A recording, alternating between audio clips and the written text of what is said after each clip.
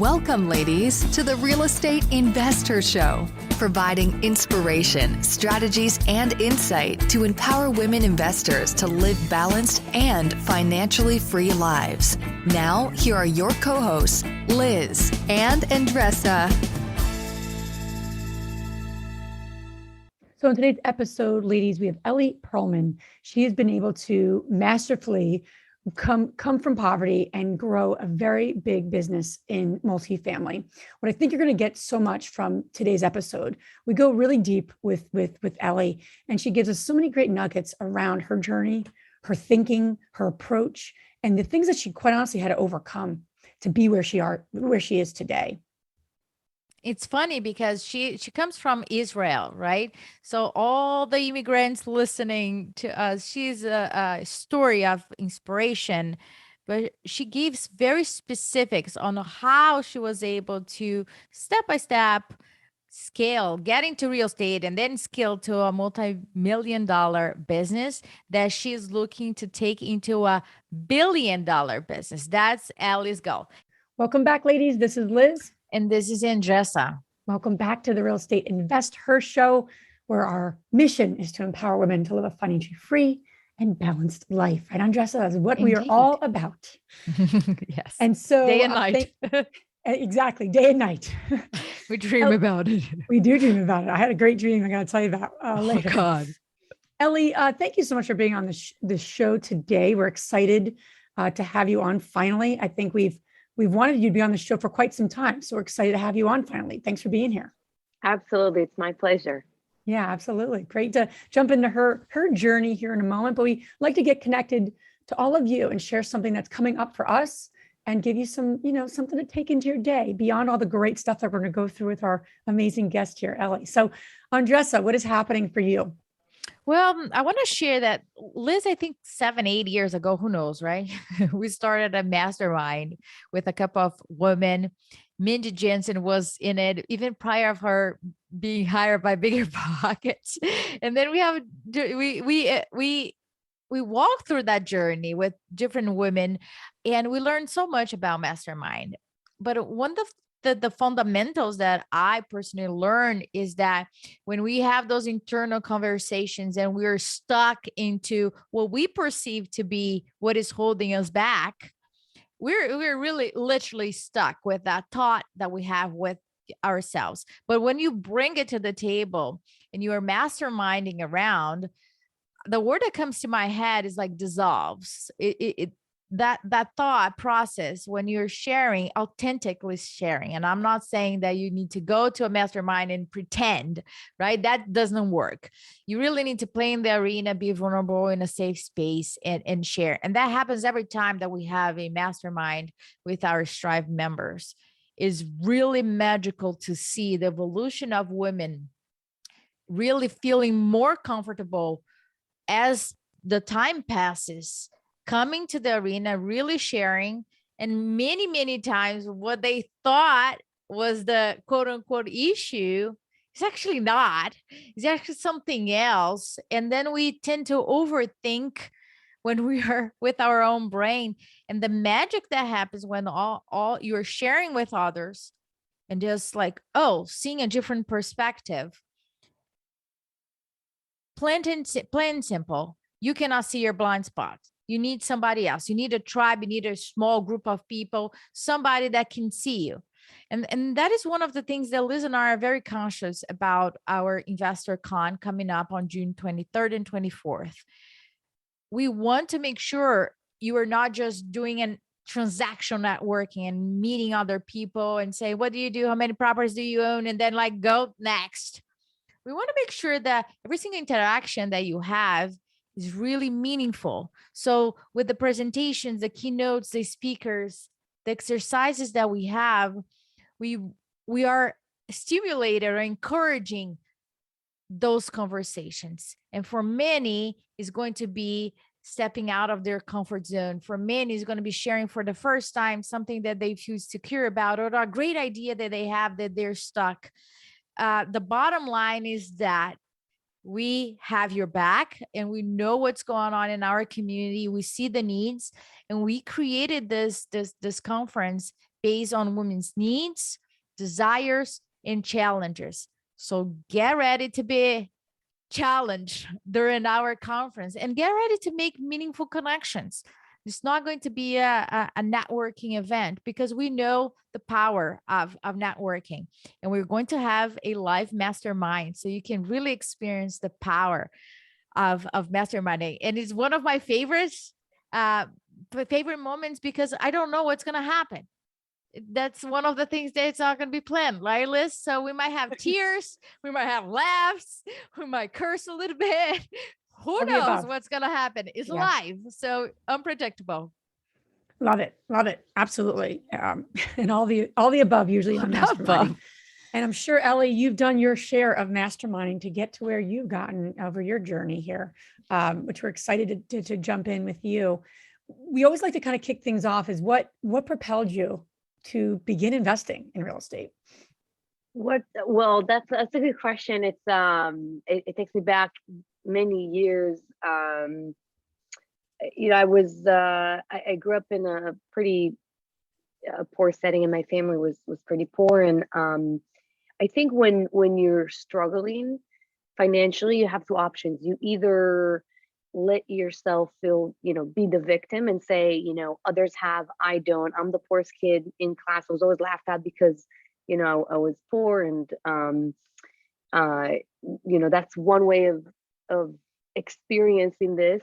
Or you can say, wait a minute, what can I do to improve my situation? How can I not be poor? And I remember I was pretty young when I understood where my family was. I think I was 10 or 11 years old. And then I started looking around and started to observe. And as I grew up, I've noticed that many wealthy people that I've heard of, or I didn't really meet anyone wealthy, but that I knew about or heard of or read on the news, they were all investors. And I think I was pretty, I would say, obsessed with patterns and trends, and from a very young age. And I try to understand what's the common denominator to all those people, all these successful people, these successful families. And I realized that investing, and specifically in real estate, is the thing that was shared between all the families that were creating wealth. Whether it was back in Israel, where I was, where I'm from, or actually internationally. And realizing this, I said, okay, that would be my ticket out. I didn't know how and how long it's going to take, what to do exactly. I didn't figure. Obviously, I was pretty young, but just observing, experiencing some pain, dealing with financial, difficulties, and going through that journey, and looking outside and saying, okay, these people do not share my pain. What do they do differently? How can I get there? That's the thing that kind of pushed me to start thinking about investing, thinking about real estate, and educating myself. And that's basically how that was the thing. That was the thing that actually made me start thinking about it and start planning my life accordingly. And of course, it took years and years, tens of years to get there. But that was the beginning. Were you born in Israel, or? Yeah, I was born in Israel. Yep. And when did you come to the U.S.? I came to the U.S. That was March of 2014. I came here to business school. I was a real estate lawyer back in Israel. Because as I mentioned, I wanted to be in real estate. I didn't know how, and I thought, like many people today, that you have to be rich to own real estate, and I didn't have money. I was a huge nerd, and I was an A student. I said, you know what, education is the way, because I got my brains, I got nothing else. And so I've decided to become a lawyer and specialized in real estate, in international real estate. So I was learning a lot about real estate outside of Israel. So a lot of large multifamily and retail and office projects, in around the world. And that's how I thought that would be, that would be the first steps in real estate. And very quickly I realized, you know what, this is not where I should be, because I was meeting with clients that were going and buying real estate, and I felt that I wanted to be on the other side of the table during the meetings where we were discussing the deal, but I had no idea how to get, money to even put a down payment on a house. I couldn't even own my own house. I was even then struggling to pay rent, even as a lawyer. But that was the way that's how I started dipping my toes in real estate. And then I thought, you know what, I need to invest more in my education. I need to start looking into business. And that's what brought me to the US. I applied to multiple business schools and got, admitted to a really good school here in the US, and moved here in 2014, and the rest is history. That's so funny. We have similar stories. I remember when I came and I saw, now I know where it is and the value of the neighborhood, but I stayed with a family while I was going to school, and I thought, I was like, oh my gosh, they are damn rich. They're rich. They have stairs in their house. That was my measurement of rich. In Brazil, we have plenty of land in the country, of course. So the houses are ranch style, right? Yeah. So everybody that has stairs in their house, oh my gosh, you have stairs. That's a big deal. So I know right now that those houses were like 250,000, max 300,000. And oh my gosh, they have two cars. Oh yeah. Like, The two they're cars. Yeah. rich. And I remember having this conversation with the father of the house. It's like, we're not rich. It's like, how can you afford house with stairs? It's like, how else? Like, we're in New Jersey. That's what happened over here. So it's like, okay. So there's a lot of things that I carry over from Brazil coming here that are just like in me. And then when you come across Rich Dad Poor Dad book, and like, what do you mean you don't need to be rich to own real estate? Right? It's just like, whoa, this is the shock. To me, the book was this awakening. I'm curious Yeah. to hear from you, what made you really literally break the ceiling and start investing? Well, there were two things. One is actually the book that you've mentioned, Rich Dad Poor Dad, which I've heard a lot about. I've heard a lot about the book, and I thought, what else can it teach me? And I was curious, and then I picked the book, and I said, you know what, I'm just going to read it. And I also read the following one, The Four Quadrants, about the employee, self-employed, business owner, and an investor. And it just opened my mind, because it changes the way you see the world from the career, um, view. And that really opened my mind to and understanding that if you really want to be successful and wealthy, successful, yes, you can be a successful employee, but if you want to be really wealthy, you gotta move out of that very comfortable, piece of the quadrant. And being an employee, I got here, I went to MIT, and I started making money that I've never made before. Six figures was beyond my wildest dreams. Making more than $100,000. I was making maybe $20,000 back, in Israel, and it was very, very scary to move from that, that box, from that very cozy, comfortable, position. I was working in the tech industry. Right after graduation, I was not working very hard. They gave me, work to do, and I finished it pretty quickly, and then I was home by 4:30, and I was bored. And that's the thing that kind of shifted my I think my mindset again, because when you don't have money, all you can think of is, how do I make money? You're just obsessed with money, and that's where I was, and I'm not ashamed to admit it, because I didn't have it. And once I started making money, and then I was comfortable, I wasn't worried about how am I going to pay my rent and my credit card bills, and that was huge. And I was, I think, 28 or 29 at the time. And once you start making money, you're starting to think, okay, money is not enough.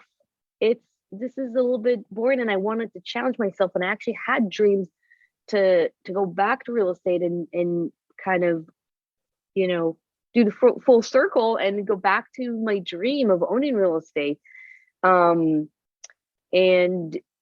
because I had a lot of free time, I started reading books, and I picked up Rich Dad Poor Dad and had that aha moment.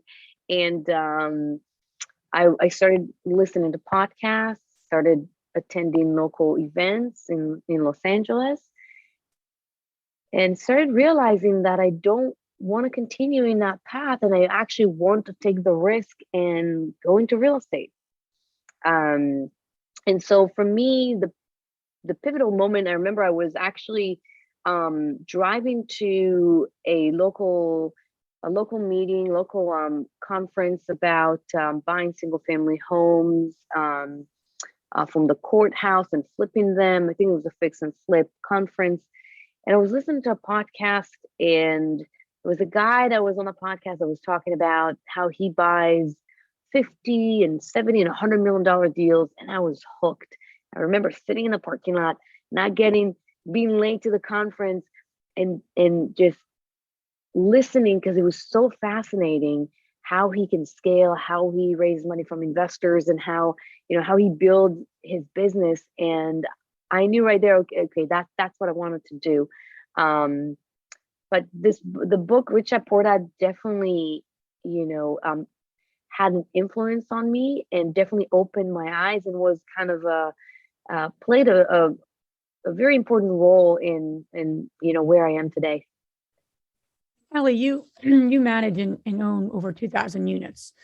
So what was that first deal like? No experience, you're taking all this, you get this pivotal moment, and then you acted on it, which I think is really, really important for women to get, is that we have to listen to our intuition when we get those moments, to act and just to take some action. So what was the next thing you did after that? What was that first property project?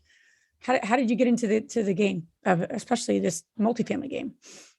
I knew that I didn't have the tools to just buy real estate with investors' money. It was okay if I risked my money, but putting investors' money at risk was not something I wanted to do. And going back to education, which is kind of my comfort zone, I said, you know what, I need to pay someone to teach me how to do this. I know how to run, models and how to analyze things, from my times at MIT, but I didn't know how to raise money from investors. I didn't know how. Okay, now I bought a deal, the numbers, make sense. How do I manage it? What do I do? And I actually did some research for months on just mentors that were out there that were doing the things that I wanted to do. And I picked a mentor. And I remember I had after I paid him, I had $258 left in my account, but I took the risk, and it paid off. And but I think it was 5 or 6 months later that I found myself competing on a deal with him.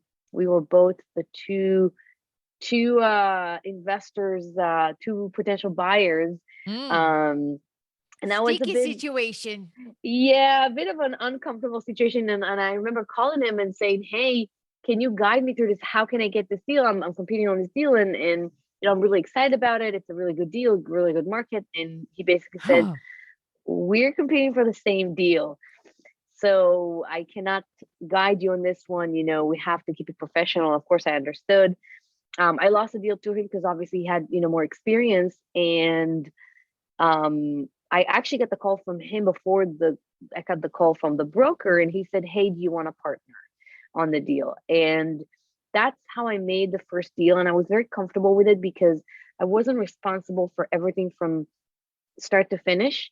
And my lack of experience in multifamily specifically was not relevant because I was partnering with someone with a lot of experience. So I found how to bring value. And I did, and I took a small part of that deal. Didn't really make, I made money on it, but not as nearly as the other guys, which I did not care at all. It was not about the money.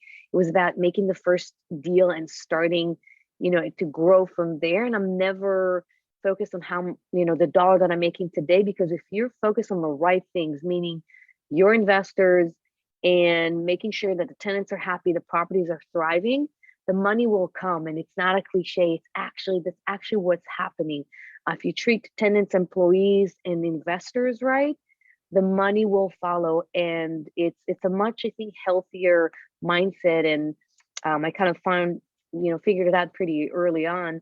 That was my first deal, just partnering with someone that was more experienced. And I heard you guys talking about the conference that you're the mindset that you have in June, which is great, because all the deals that I've done ever, I always partnered with people that I met while I was traveling the US, going to conferences.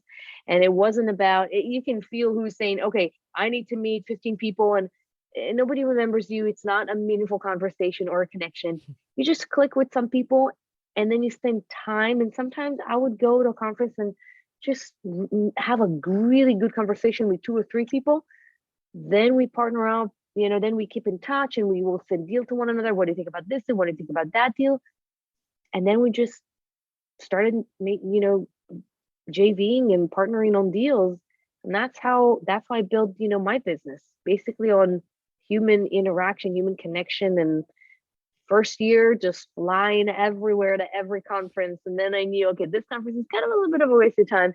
This is a great conference. Sometimes when you go to a conference, you meet your people because they travel to the same conferences. It's kind of fun to see them. Absolutely. Especially right now after COVID, right? If everybody's like super tired of virtual.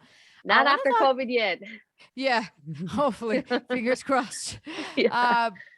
I think that when you think about like the first deal, right? The mindset of like breaking the ceiling, getting that out of the way. I totally agree with you in terms of that is so important. Don't give a shit about the profit at the end. Of course, you're not going there to lose money, but the learning lesson and the concept of, okay, I got it. I got into the game, and that's we go. Next step, let's talk about scaling, because a lot of women, there's a challenge in terms of scaling, because then again, now you're a rookie again, because you're taking to the next level. Either you are duplicating what you're currently investing, or you're pivoting, or you're leveraging and investing in different types of projects.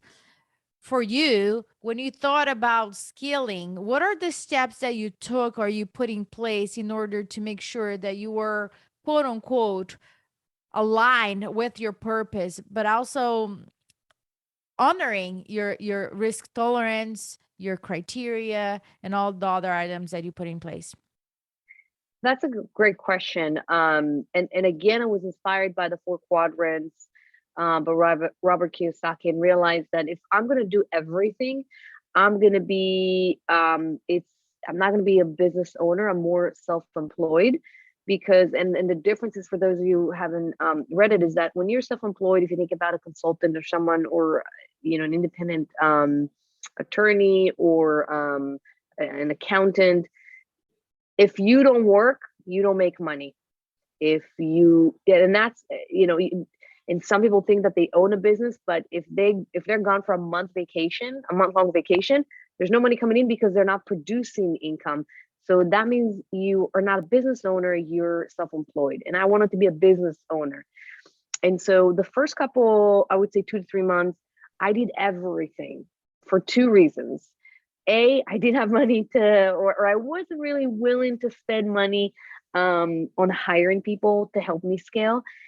And the second thing was, I didn't really know who I needed to hire and what qualities and experience exactly, I need to look for. So I was underwriting deals, I was speaking with lenders, I was visiting and walking properties, I was talking to investors. I did, basically everything. And then after 2 or 3 months, I sat down and said, okay, this is how the business ideally is going to look like. I want to start it from scratch as a business, set up as a business. Where do you think you need to focus on as the head of the business? For me, it was very clear that was investors and bringing capital. And for 2 reasons. One, I thought I was good at it and I enjoyed it. I enjoyed meeting people and talking with them, and I wanted to stay focused on that. The second thing is, just like what I've learned back in my days of business school, one of the main jobs of the CEO is to bring money, is to hire people and bring money and set up the strategy of the company. And I was setting up the strategy. I had a whiteboard behind me, and I wrote down all the different functions, what is needed to happen to get a deal. So I need to raise money, I need to underwrite deals, I need someone to manage the deal. And I said, okay, I want to be here. I want to be where the money is. I want to raise money from investors. So I need to find a solution for the other parts of the business that I'm either not good at or don't want to spend time on. And it could be that, if someone likes numbers and and is more of an introvert, then maybe doing the analysis part is what they want to do. But again, this is for the intermediate part before you really become the CEO or manager of a company. And then I started hiring people to help me. So I hired an underwriter, and I paid them by the hour at first. And I was looking still for deals and then sent it to them and asked, hey, can you underwrite this deal and that deal? And slowly I gained more traction and I did more deals. And I hired more people. So, today my company basically does everything from raising capital, finding and sourcing deals, managing the assets, and disposing of them after 3 to 5 years or 18 months sometimes with the market that we have today. But I really started by just writing down what are the different tasks and different missions. What do I need to achieve in order to scale? And then I started, you either need to hire or partner for the parts in the business that you don't want to be or cannot be involved with because your time is pretty limited. And it will help if you're going to have a very specific goal in mind. My goal was to become $1 billion company.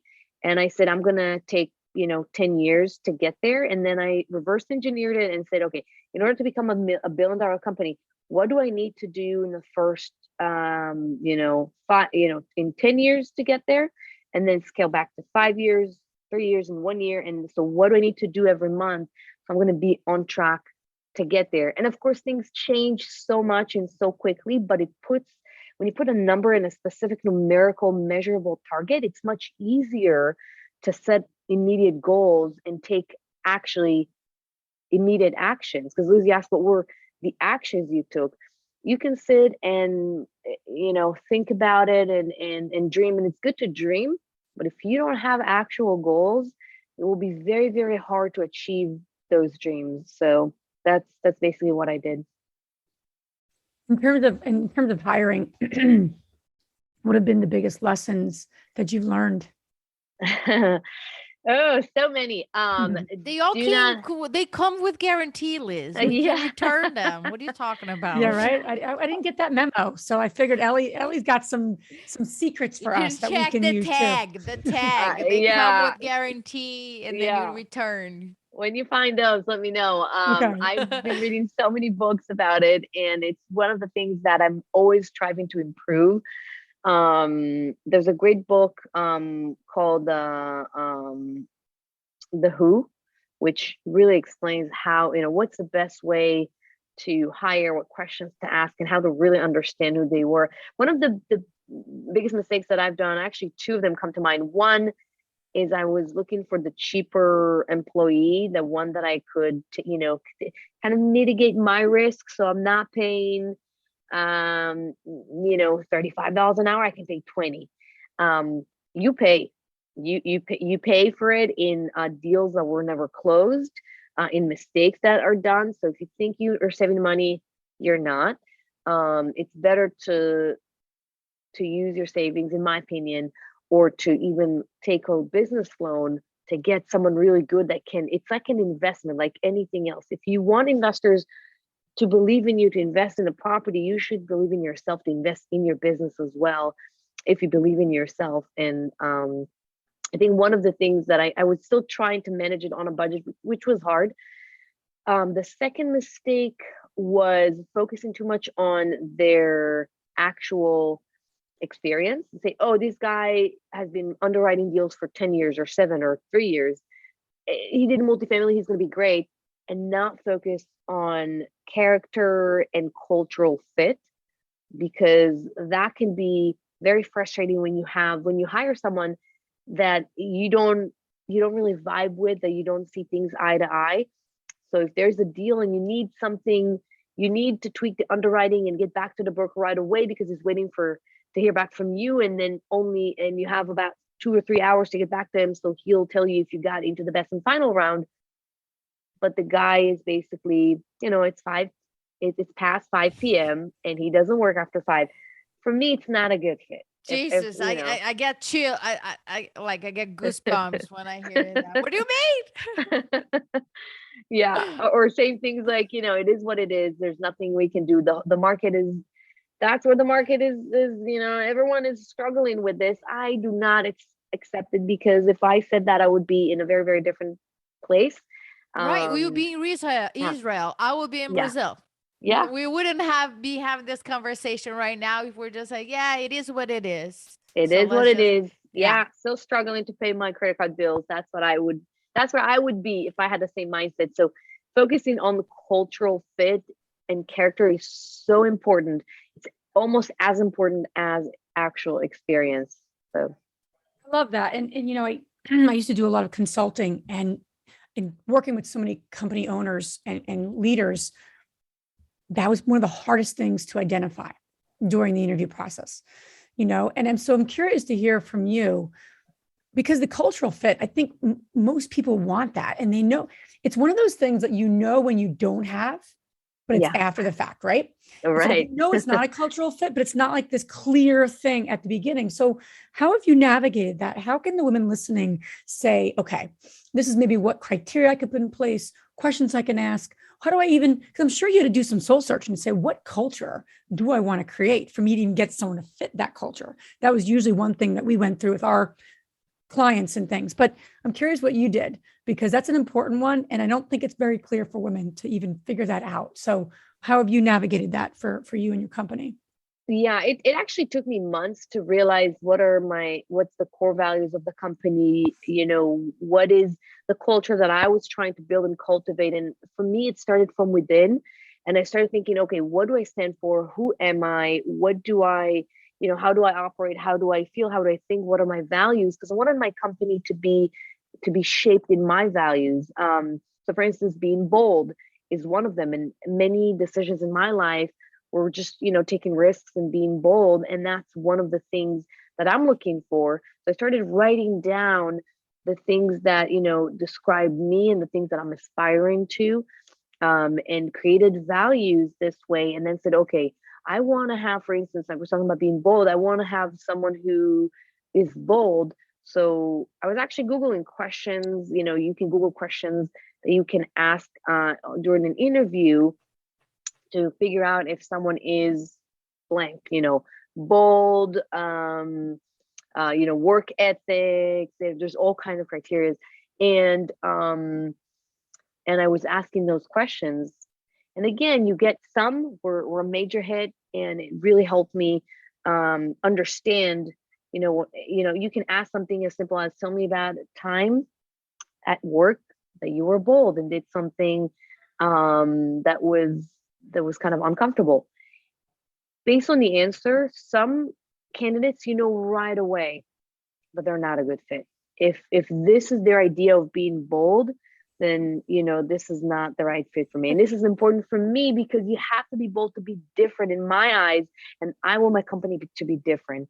And some people are really great at giving, letting you hear what you want to hear. So you do the reference check and you ask kind of similar questions, and you hope that that you made the right assessment. But I'm slow to hire. It's very painful to have someone, as much as it is thankful to not have someone fill out a certain gap in your organization. It's much more challenging and painful to have the wrong person, because then you need to deal with the emotional burden, with managing someone who's not a good fit and then letting them go and bringing someone else. a lot more challenging. I agree. As we grow our team, I also evolved as a leader. And I went from giving the SOPs like step by step into talking to people about projects that I'm not necessarily the expert there and I don't want to be. Yeah. And I want you to tell me, what do you think we should do? Instead of things being like, I'll tell you exactly what it is. And a red flag to me is when somebody tells me, tell me exactly what you want me to do, and then I'll do it. That's a red flag to me, because if that was the case, then I would do it. And I'm not playing that game. And I don't want to do it, but I also take responsibility for it. I was like, oh, wait a minute. Is that the perception that you got from me? Mm. I need to take responsibility for that interpretation and just step back. We can talk strategy, but the execution, the problem solving, I want to hear from you, because I hire you for your expertise, creativity, and I want you to gather the vision where we are going. But if I have to micromanage somebody, and that goes from general contractors Yeah. to whoever we work with, social media, but if I have to micromanage, to me now the stage of my life is the time. If I'm spending too much time correcting or adjusting, oof, that is a red flag to Yeah. me, that I was like, Big oh, one. we're not a good, it's just not a good fit. And it can be for other people, but it's just not a good fit. So spending time on talking and understanding their personality, but also us, right? I think as we grow older, our mindset is like, okay, this is not good fit. We need to cut this to the chase, Yeah. move along, and go for it. For me, I want to hear from your perspective, your mindset. You've been big on mindset since then, right? Where you are right now, I don't know you, but we're doing a lot of work still, different areas. But I'm curious, to the high level that you're playing the field, what type of mindset work you are currently doing to continue Mindset work. thriving to your business? I think I was well, naturally from a very young age. I think my mindset was that anything is possible, and if you envision it, you're just going to get there. And it's not that you just going to get there. You envision it enough and have conviction that you will get it, then you're going to start making decisions. I would say consciously and subconsciously that will get you there. So that was always my mindset. I don't know if I do any specific work besides just deciding this is what's going to happen. This is what's going to happen. I'm going to get to, a certain company in the size that I want, whether it is take it public in 10 years or bring some private equity, money and grow it, internally and create a really massive company. I just see it, and then because I assume that I accept it as the truth and the reality that will happen, then I prepare for it. It's the same as you know, I'm preparing for the fact that tomorrow, when it's 7 p.m. today, but tomorrow the sun is going to shine. So I just go to bed because I know, okay, I need to go to bed now. It will shine tomorrow, and it's not being vain. It's just deciding that this is going to be my reality, and then I'm going to act upon it. You either do that or you let reality dictate what it will be for you. And I just chose the first, option. So that's the mindset that I do. I just keep believing and keep taking it not for granted, but as the absolute truth, which it does come with some challenges, because when you take steps that don't exactly work, it can be frustrating because you don't understand. I mean, it's like when you can go to sleep and it's 2 a.m. and you twist and turn, it doesn't sit well with you because the morning will come and you're going to be tired. So it's kind of similar to that. It doesn't come without any challenges, but mainly the mindset is, this is where I'm going to, this is for sure going to happen. So I shouldn't be too scared to pay someone 6 figures so he can join my team, so we can be the best team that we can. Or I shouldn't be, afraid buying a huge, 500 units, for instance, back in July of 2020, when no one was buying real estate, or May 2020, because I know that I'm doing the right thing, because I know for a fact it's going to the company is going to thrive and grow, and it makes you feel more comfortable taking risks when you don't see the end, or a clear vision. And taking a risk is very can be really scary, because you don't know what's going to happen, and you never do, but you're not willing to risk it because you think you're more likely to fail. Mhm. But my baseline is that I'm more likely to succeed, and that's why, and I'm fighting every day to keep for that to be true. um but that's the mindset basically that I have. I love that. You talked about your baseline, right? And that propel you to be very confident about what are you doing, because you see it. Yeah, You see it and then you do it. Where does that come from though?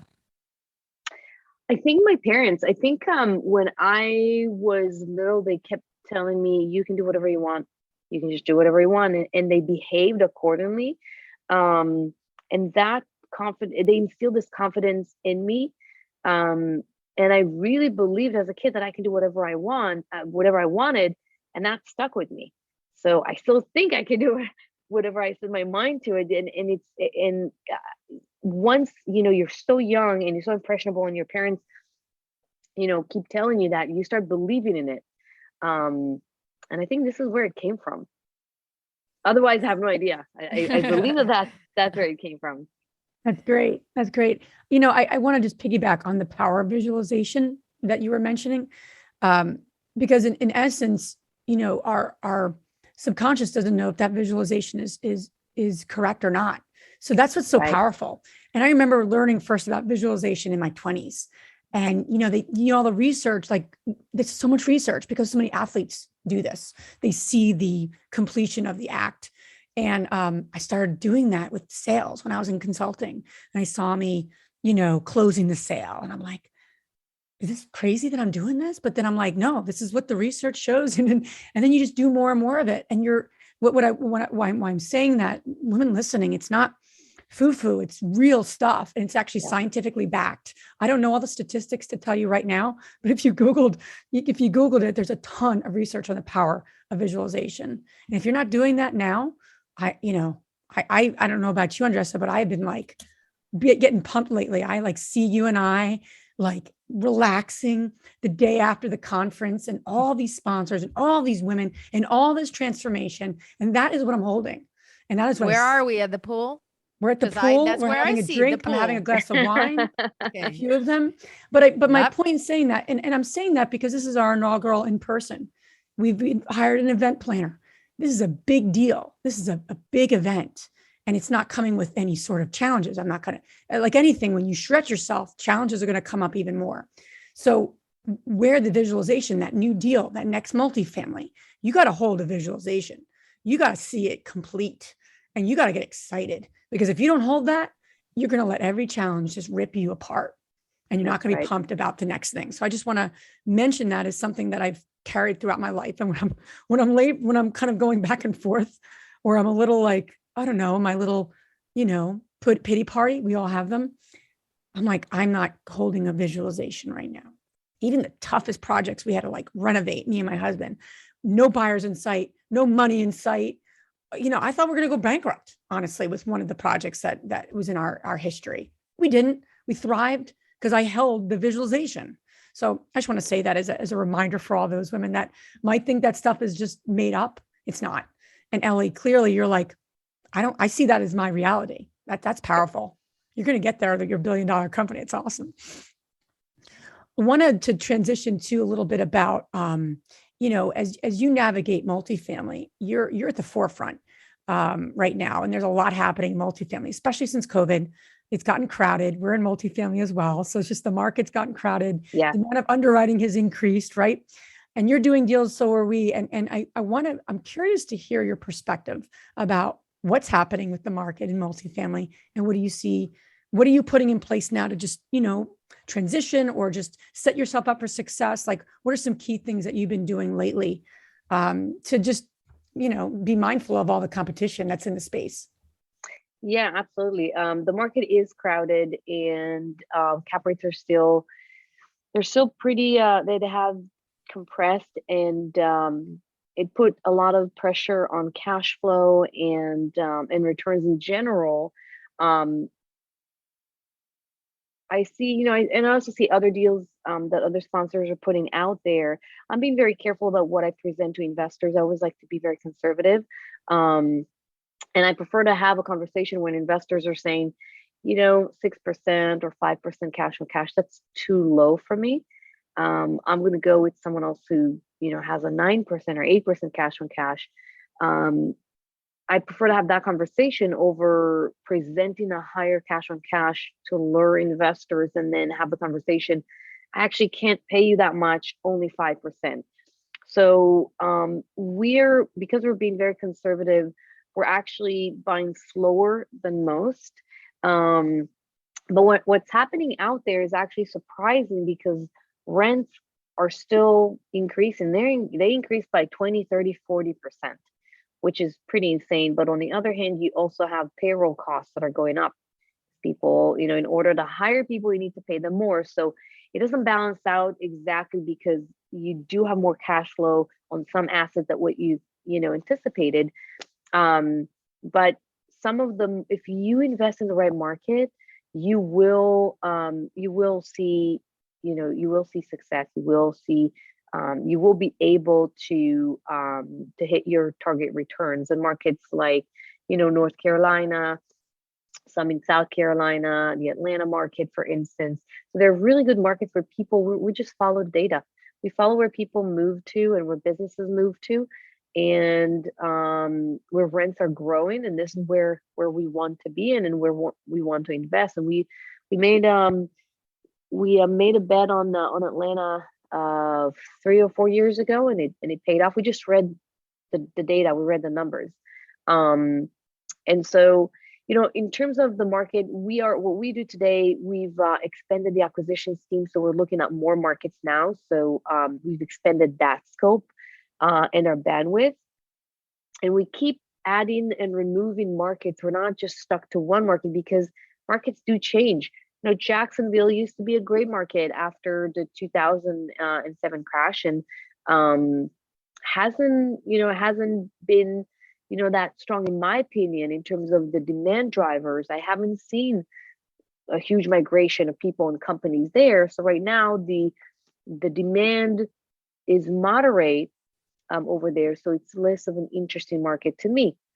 Some markets like Mandarin are very, very interesting to me, but in general, it was a market that used to be very interesting to me and now not so much. So we keep looking at the data and the numbers and let the data guide us to where we want to be in. So that's what we do. We try not to be overly focused on certain markets and stick to them for years. We try to let the data guide us. So that's one of the things that we do, on top of just thinking outside of the box, and trying to really react when things happen, to make sure that we have that we have the tools to deal with things like increasing vacancies or increasing costs of materials, for instance. So what do you do when materials, costs keep increasing 20-30%? What do you do? So just planning ahead of time is also something that we do in order to reduce the risk that we're taking and the negative impact on investments. Great. And it is something that is fluid, market, Yeah. Market connect. I don't think enough investors know that, because we think I think this is like a one and done and I'm going to stay in it forever. And that's not how it always works. That's great perspective. Ellie, this has been great. We got to have you back on to dive into more and more topics together. Yeah. Where can the ladies listening learn more about you and follow you along your bold journey? Absolutely. So you can Google my name, Ellie Perlman. My website is bluelake-capital.com. And you can read about my story. There's some free education that I put there. Also, if you want to kind of educate yourself and learn a little bit more, whether you're a young sponsor or a passive investor. But yeah, I think Google and my websites are the best ways to read about me, to read about real estate in general, multifamily in specific, and maybe even to reach out. Awesome. All this information you guys can find on our show notes. And now we're going to transition to our fabulous 3 questions. And the first one, Ellie, is what's the most transformational book you ever read? Rich Dad Poor Dad. I know you probably heard that before.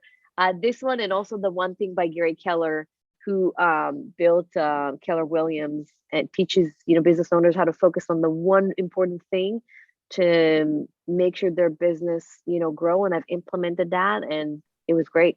Yeah, that's an awesome book. It's by Gary and Jay Papasan. And Wendy Papasan is going to be one of our keynotes for our investor con. Just want to put it out there. She's just amazing, as he is too. What's the most powerful routine that you do to create a financially free and balanced life? I find the time to spend it with friends and with my partner, my husband. It's really easy for me to just work until 1 a.m., 3 a.m., midnight. I don't feel how the time flies, but sometimes you gotta stop. And also, it helps you get, fresh look and fresh perspective. I like to take walks, and my husband and I started doing that when COVID hit, and we kind of, we like that. That's kind of the silver lining for us. And he involves in a different business than I am, and we like to strategize together, share information, share books, and kind of discuss. It's just like 2 business owners talking to one another. So I like to do that, and this is kind of my haven. Unfortunately, I can't really travel internationally, which I try not to during COVID. So I used to go and take surf trips and ski trips, and that was also nice because it really forces you, when you're in nature, you can't cheat and sit outside by the pool and underwrite or go over underwriting, go over a deal with your team. You kind of force, you're in the water, you're sitting on the board. Not there's no, you can. It helps even not to think about the business, sometimes for a bit. And sometimes I do need it. So when I come back, I have all those ideas, and it's kind of fresh and clean in my mind. So That's so cool. That is the truth, right? You're surfing. If you don't concentrate, you're just not gonna be. If you're not even yeah. concentrating, like be present, right? You're Mm-hmm. gonna get like underwater all the Oh freaking yeah. time. Yeah, that's a good strategy. I'm thinking about what are the things that I really need to be there, so my brain, my body, my soul, it's there, so I'm not somewhere else. Yeah. Last question is: which woman, famous or not, has inspired you the most?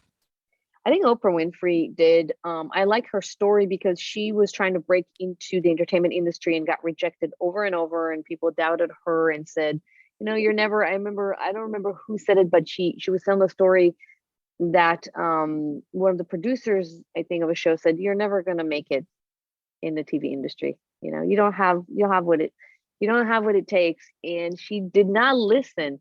So ladies, don't listen,